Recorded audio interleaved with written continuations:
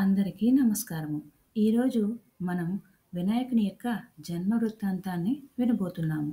కైలాసంలో ఉన్న పార్వతీదేవి తన భర్త చాలా రోజుల తర్వాత వస్తున్నాడన్న వార్త విని తలస్నానము చేయాలని నిర్ణయించుకుని శరీరానికి నలుగు పెట్టుకొని ఆ పిండితో ఒక పిల్లవాడిని తయారు చేస్తుంది. అతనికి ప్రాణం పోస్తుంది. పార్వతీదేవి ఆ బాలుడితో నేను స్నానం చేసి వచ్చేదాకా లోపలికి ఎవరినీ రానివ్వద్దని చెప్పి స్నానానికి వెళ్ళిపోతుంది. ఆ బాలుడు అమ్మ మాట విని గుమ్మం దగ్గర కాపలాగా ఉంటాడు. అక్కడికి అప్పుడే శివుడు వస్తాడు.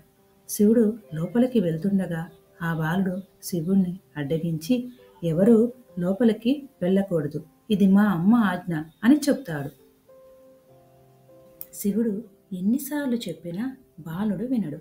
అప్పుడు బాలుడికి శివునికి మధ్య యుద్ధం జరుగుతుంది.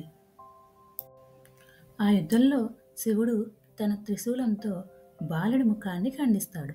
అప్పుడే అక్కడికి వచ్చిన పార్వతీదేవి ఆ బాలుడు పడిపోయి ఉండడం చూసి పరుగున వచ్చి ఆ బాలుడిని పట్టుకుని ఏడుస్తుంది.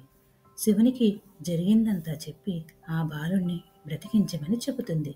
అప్పుడు శివుడు తన గణాలతో ఉత్తర దిక్కున వైపున నిద్రిస్తూ ఉన్న ప్రాణిని తీసుకొని రమ్మంటాడు.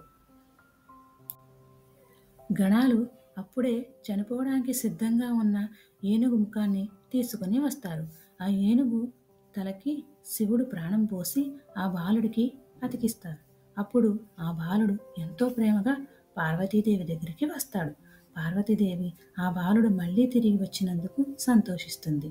అప్పుడు అందరు దేవతలు ఆ బాలుడిని ఆశీర్వదిస్తారు.